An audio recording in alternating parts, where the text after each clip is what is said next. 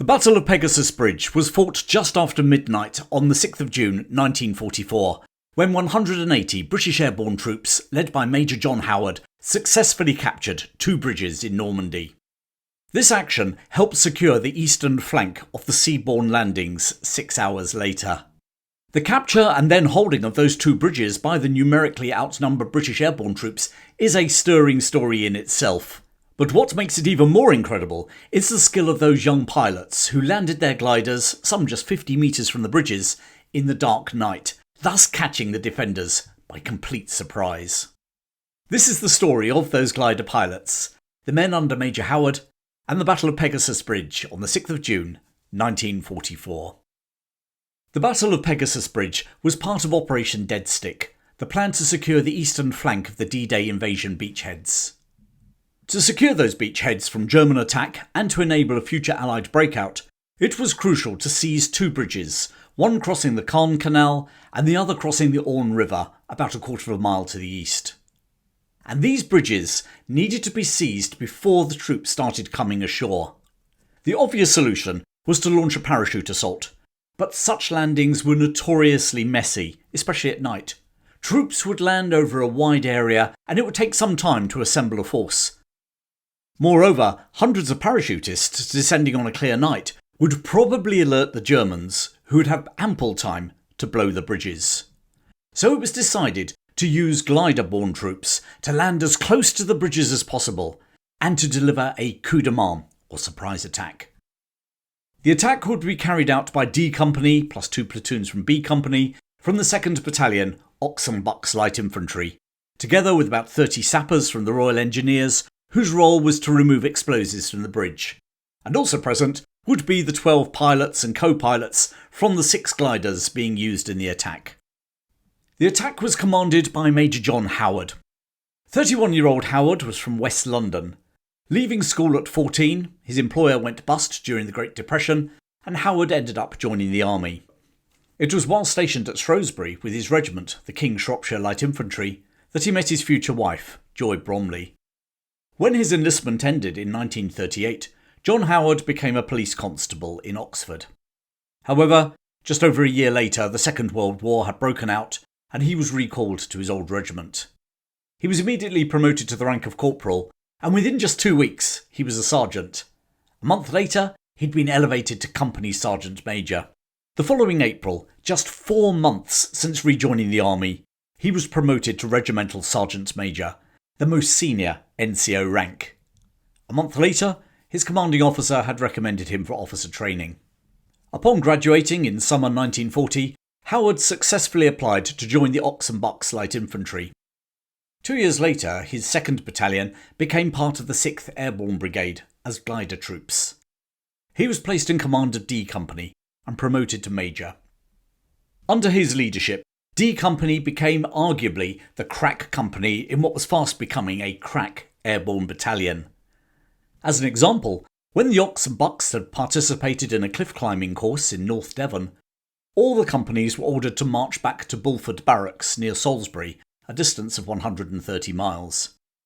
Howard's company won the race, arriving on the evening of the 5th day singing Onward Christian Soldiers and beating the 2nd place company by half a day. It was probably no surprise, therefore, that it was his company that was chosen to deliver the coup de main at the two bridges in the opening hour of D-Day.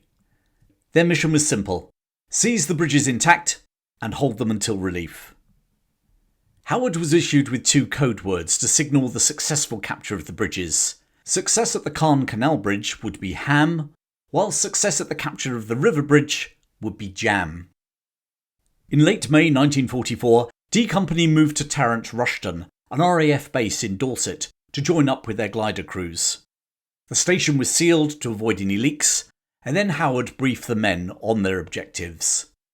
Walls in huts were covered in aerial photographs. A 12-foot by 12-foot model of the bridges and their surroundings was supplied for the men to study, and every day the model was changed to incorporate the latest intelligence from aerial reconnaissance and from the local French resistance. Seizing the bridges before they could be blown up and then holding them until relieved was a big ask. They knew from intelligence that the bridges were defended by about 50 troops, while close by the 736th Grenadier Regiment possessed 8 to 12 panzers plus motorised transport. The aim would be to send the men who had landed by glider at the Orne Bridge to the Caen Canal Bridge to reinforce it against that expected attack. Further reinforcements would initially come from the 6th Airborne Division, in particular the 7th Battalion of the 5th Parachute Brigade. They would land to the east of the Orne River, close to Ronville, and cross the hopefully captured river bridge before moving on to join Howard's men holding the canal crossing. They should be with him within 2 hours of the glider landing. But Howard was told to expect a German counterattack within an hour of the landing. So his lightly armed men would have to hold the Caen Canal Bridge for at least an hour whilst outnumbered and outgunned. And even with the rest of those airborne men supporting them, it wouldn't be until about 11 AM that they could expect the troops landing on the beaches to finally reach them. But remember, their order was to capture the bridge intact and then hold it. It was crucial that the Germans didn't blow the bridges. If they did, not only would the Allied breakout from the beaches be harder, but the British airborne troops landing to the east of the River Orne would be cut off and left to face the might of the German panzers by themselves. Howard identified 2 key objectives: the bridge itself and a pillbox protecting it. The key was to neutralise the pillbox, not just because of its firepower, but because this was where the button to detonate the bridge was located. At the same time, they needed to seize the far western end of the bridge. It would require a simultaneous attack. Speed would be of the essence. The gliders had to come down as close to the bridge as possible, and the men move into action straight away. Any delay getting to the bridge and the pillbox could let the Germans blow the bridge sky high. Howard asked the lead glider pilot if he could land and flatten the barbed wire defences at the same time. He said he'd give it a go, and we're going to find out about that young pilot in a moment. As if all this wasn't a tall order, the troops would actually need to be landed in gliders as close to the bridges as possible in the dead of night. If Howard's men had been training hard, so had those glider pilots. 16 pilots from the Glider Pilot Regiment, 2 for each of the 6 Horsa Gliders to be used, plus 4 backups, had been training at RAF Tarrant Rushton since April. Here, they worked with their bespoke tug crews in Halifax bombers. In other words, the pilots of the bombers would be the same men taking them over the channel. In their early practices, they carried cement blocks to replicate the weight of the men they would be carrying and, more importantly, landing on D-Day. The Horsa Gliders might from a distance look like any other World War II plane, but they were actually made from wood. So, whilst light, if the pilots hit any obstacle as they landed, the Horsa would possibly disintegrate, with Howard's men inside. Not surprisingly, many of the airborne troops, with a sense of gallows humour, renamed the gliders. Instead of Horsas, they nicknamed them hearses. And let's not forget that those wooden gliders would be landing in the dark. So those pilots trained and trained. As they'd be coming in at night, trying to rely on maps would be useless, and so these young men practiced their journey from cast-off to landing using stopwatches. Then coloured glass was placed on their goggles to simulate nighttime flying. By early May 1944, they were flying by moonlight, casting off 7 miles from their target and coming in to land in a small field, similar to the ones they'd be landing in over in France.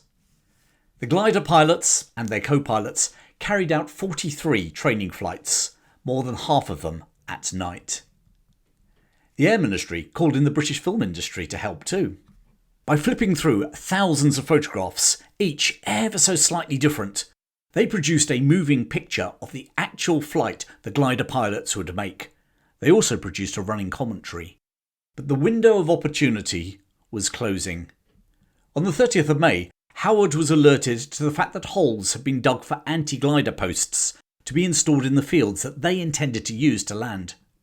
Nicknamed Rommel's asparagus, these wooden posts with connecting wires were designed to smash gliders, like the Horsas, to pieces if they tried to land. And whilst those posts themselves hadn't yet been installed in the fields next to Howard's objectives, it was only a matter of time, and D-Day was still a week away. What would be awaiting them? On the 4th of June, they got ready to board their gliders, ready for D-Day the following morning, only to receive the message that due to the weather, General Eisenhower had postponed the invasion by 24 hours. With high winds and rain sweeping the airfield, the decision didn't come as a huge surprise, but it certainly was a disappointment. The following day, at noon, they were told that D-Day, 6th of June 1944, was going ahead. In the evening, they were driven out to their gliders. The men cut a fearsome sight with their blackened faces, each carrying a rifle or a Sten or a Bren gun, 6 to 10 grenades, and their equipment. The men boarded their gliders with shouts of jam and ham, ham and jam.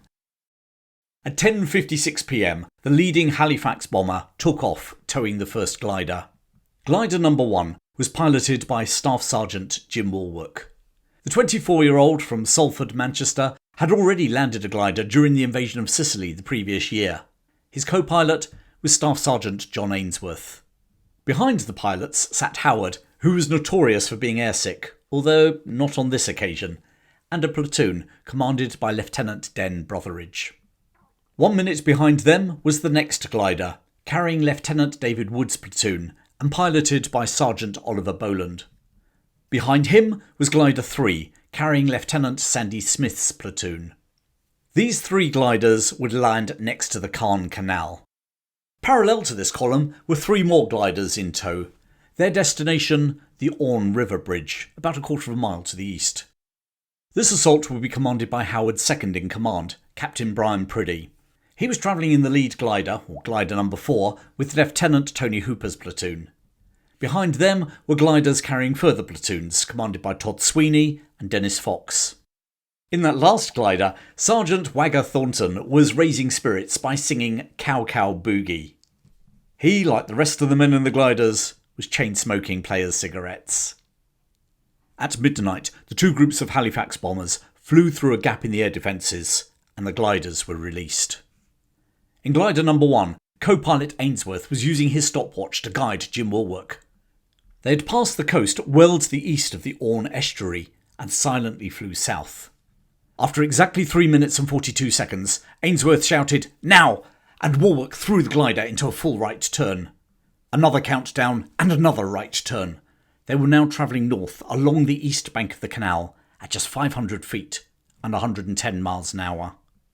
At 0014, 40 minutes past midnight, on the 6th of June, he called over his head to Howard and his men to make ready. They linked their arms and brought their knees up.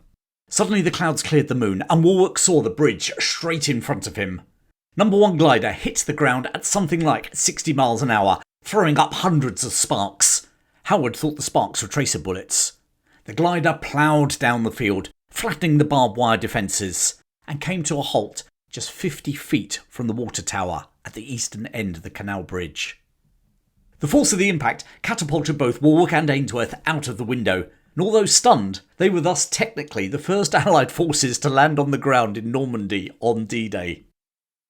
Howard's seatbelt had snapped and thrown him against the roof of the glider. Despite wearing a helmet, he was knocked unconscious, as were the rest of that leading platoon.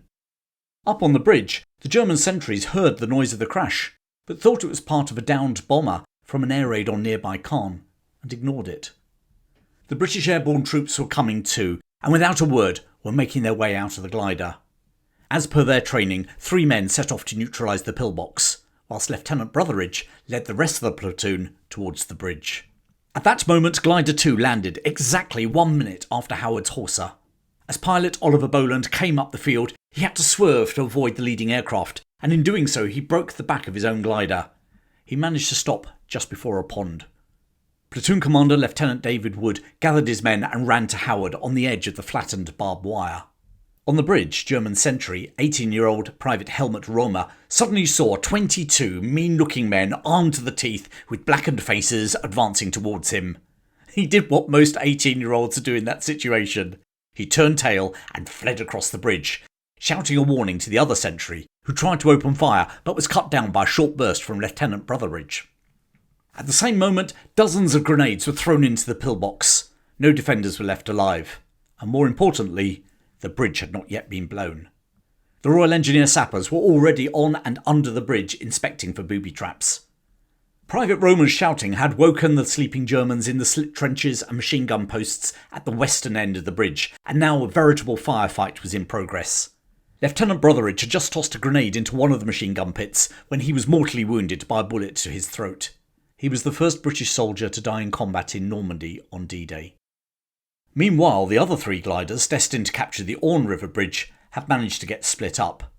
Glider number 4 had gone up the River Deve instead of the Orne, and having spotted a bridge, landed about 3 miles east of their intended target. The other 2, however, had managed to find the right target. Once more, the glider pilots' training paid off, and they brought their airborne men down right by the bridge. By 21 minutes past midnight, just 6 minutes after the landing, the men on the Caen Canal Bridge had silenced most of the German opposition. But it wasn't going all Howard's way. Apart from the mortally wounded Brotheridge, his other 2 platoon commanders were injured, as was one of his sergeants.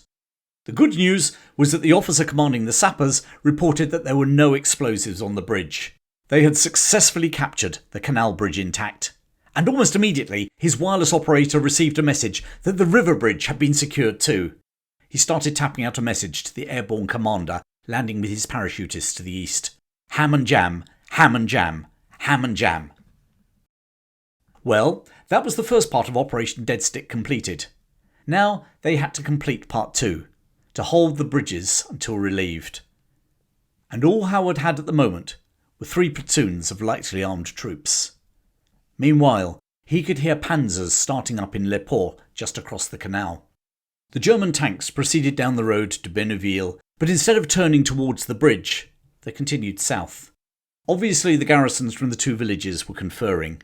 Howard was sure the panzers would return, and when they did, how could he stop them?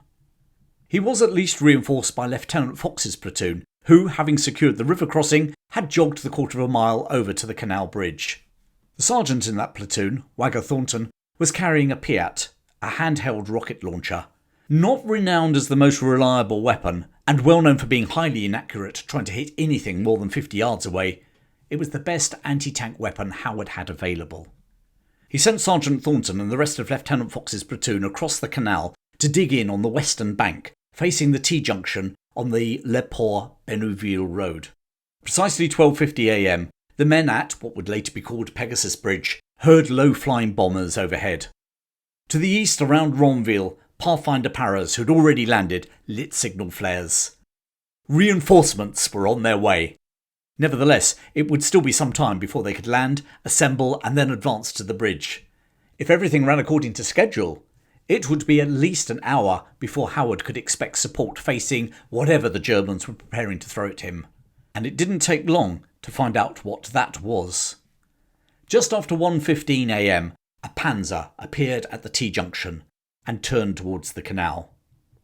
Everything now hung in the balance. If the German armour broke through Howard's position, there was little stopping them moving on to recapture the river bridge and set up a defensive position there. If that happened, how could the parachutists just landing break through? They would be trapped, not unlike what happened later that year at Arnhem. Moreover, with those bridges now available to von Luck's panzers located just to the south, the Germans could also have launched a counterattack onto the beach landings too. The Battle of Pegasus Bridge was to be a vital encounter, one that pitted Howard's well-trained men against numerically superior German forces who also outgunned them. The Germans attacking D Company had 6 panzers to Howard's 0.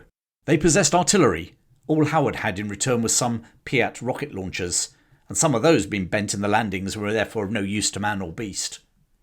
Sergeant Thornton, who earlier had been singing in the glider, had taken position as close to the T-junction as he dared. He patiently waited for the tank to turn onto the road leading to the canal. And then he fired. His grenade hit the tank dead centre and managed to penetrate it, setting off the machine gun clips. These in turn set off grenades inside the tank, which then in turn set off the tank shells. The tank fireworks show lasted for more than an hour, and the noise could be heard by the paratroopers landing several miles away. The sight of the Mark IV Panzer exploding seemed to fool the German commanders into believing they were probably facing artillery at the bridge, and they withdrew their remaining 5 tanks. The sound of the explosion, or explosions, hastened the men of the 5th Para Brigade towards the bridges. Arriving at the Caen Canal Bridge, they were briefed by Howard before heading across onto the western bank.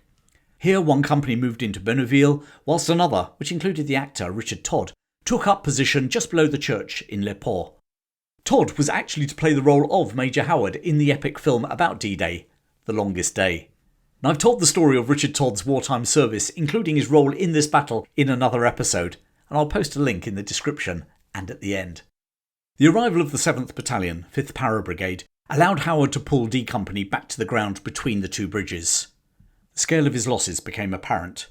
1 complete platoon missing, 2 dead, 12 injured. Only 2 of his platoons still had their full complement of officers and NCOs. 3 of his platoons were now commanded by corporals.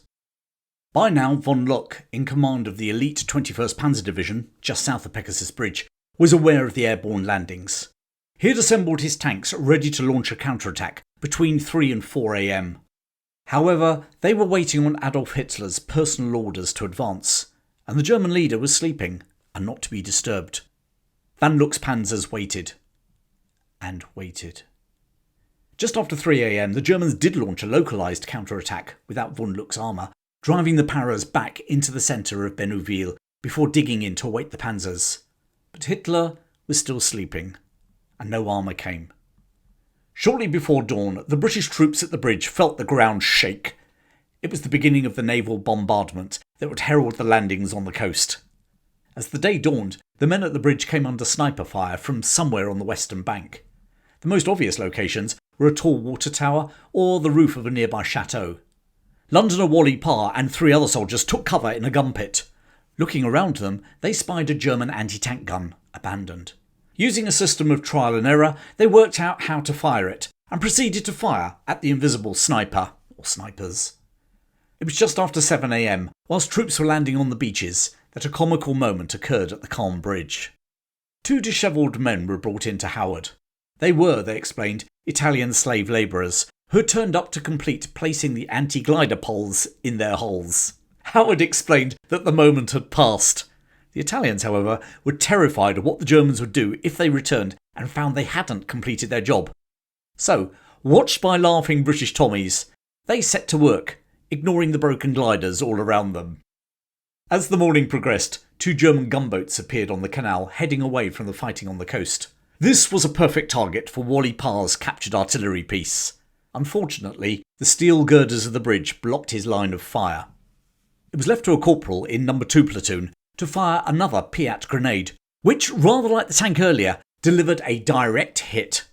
The gunboat turned sideways into the bank, blocking the canal, and its crew started jumping ashore with their hands in the air. So the much maligned Piats were proving their worth this particular morning. 2 shots fired, 1 tank and 1 gunboat knocked out. At 10 a.m, a German fighter bomber attacked the bridge. Howard watched as it dropped a bomb which fell almost in slow motion onto the bridge tower. But rather than exploding, it simply bounced off into the water. It was a dud. Next up, 2 frogmen were seen swimming towards the bridge from Caen, but they were easy targets for the airborne troops on the banks. Far more worryingly, the Germans had resumed their counterattack over in Bénouville. Howard rushed 3 platoons back over the canal to reinforce the paratroopers. By midday there was no sign of support from the coast, which should have arrived an hour ago. The British were holding their ground, but only just. More paratroopers who had been dispersed on the landing were now arriving at the bridges and were thrown into action. Also appearing were the men from glider No. 4, which had landed 3 miles off target. They had tortuously made their way west, through fields flooded by the Germans, and had gathered straggling parachutists along the way. Howard was pleased to see his second in command, and his men in good shape. Meanwhile, von Luck had finally received orders to advance. But by now, in the daylight, his tanks were spotted and were being pummeled by the naval guns. In the next 2 days, the 21st Panzer Division lost over 50 tanks. A crucial opportunity to hit the invasion on the beaches had been missed by the German High Command. At around 1 p.m, the beleaguered defenders suddenly heard a strange noise in the distance. The skirl of bagpipes. It was Lord Lovett's commandos finally breaking through from the coastal landings, accompanied by a Churchill tank. The men at Pegasus Bridge were finally being relieved. By now, Georges Condré, the owner of the cafe at the end of the bridge, had emerged with 98 bottles of champagne that he'd hidden when the Germans arrived in 1940. British troops like Wally Parr were being plied with bubbly, whilst Madame Gondry kissed every soldier in sight. As troops arrived from the coast, the defensive positions in Bénouville were reinforced, and the Germans pushed back. More men crossed the bridge to support the 6th Airborne Division around Ronville as they fought off the 21st Panzer Division. It's worth noting that, despite continuing sniper fire, Wally Parr's shells never found them, Lovett insisted that his men march across the canal bridge. 12 were killed or injured. D Company spent over 90 days in the front line during the ensuing battle for Normandy. They lost more men in those bloody days than they had on D-Day itself, when they'd been the vanguard of the Allied invasion, capturing and then holding the 2 bridges until relieved. Shortly afterwards, the Caen Canal Bridge was renamed Pegasus Bridge by some Royal Engineers in honour of the Airborne Brigade's emblem, the winged horse Pegasus from ancient Greek mythology, ridden by Bellerophon. The rest of the war was in many respects an anticlimax for the heroes of Pegasus Bridge. Despite their training and proven abilities as shock troops in glider landings, they were never called on for the Arnhem landings. One is left to imagine what might have happened if they had been used to deliver another coup de main, maybe at the Nijmegen Bridge. But that is all conjecture. Unlike D Company, glider pilot Jim Woolwork did participate in the Arnhem landings and also in the Rhine crossings in 1945. Later in 1944, Howard would be badly injured in a motor accident back in Britain. It put pay to any more frontline service. After the war, he joined the civil service, where he worked until retiring in the 1970s. John Howard would regularly accompany the survivors of D Company, Ox and Bucks Light Infantry, on reunion visits to Pegasus Bridge, and there they would be greeted by the Gondrys at their cafe, and never had to pay for a drink. The cafe is still there, run by their daughter, Arlene Gondry. The bridge itself was replaced in the 1990s, and the original is now in the Pegasus Memorial Museum nearby. Also at the museum is a replica Horsa Glider. I visited Pegasus Bridge a few years ago. I also visited the military cemetery in Ronville, where most of the 6th Airborne men killed on D-Day are buried. And there was the grave of Lieutenant Den Brotheridge, the first British soldier killed in Normandy during Operation Overlord. Major John Howard died in 1999. The road leading to Pegasus Bridge is named in his honour, Rue Major John Howard. The last surviving officer from the Battle of Pegasus Bridge, Lieutenant, later Colonel David Wood, who landed in glider number 2, died in 2008, aged 85. Glider pilot Jim Woolwork was awarded the Distinguished Flying Medal for his incredible feat of bringing glider number 1 down just beside the bridge. He emigrated to Canada, where he bought a farm. He passed away in 2013, at the grand old age of 93. As I stood by the modern bridge, a short distance from Gondry's cafe, I couldn't help feeling an incredible sense of admiration for what Howard and his men achieved here at Pegasus Bridge. The capture and then holding of the Caen Canal Bridge, as well as the one over the River Orne, was a crucial battle on D-Day. Who knows what might have happened if Howard's men had failed in either task.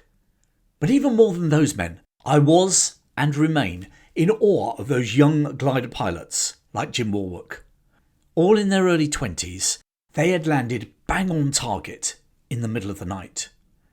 No wonder Air Chief Marshal Sir Trafford Leigh-Mallory later described it as the greatest feat of flying of the Second World War. The Battle of Pegasus Bridge. Ham and jam. You can find out more about actor Richard Todd fighting here at Pegasus Bridge in my episode about his wartime service, and also about another group of unsung heroes from this epic invasion, the weather forecasters who prevented a disaster the day before. Links to both are appearing, well, about now. Don't forget to hit the like icon, post a comment, or support my show. Thanks for joining me today. Keep well, and I'll see you again very soon.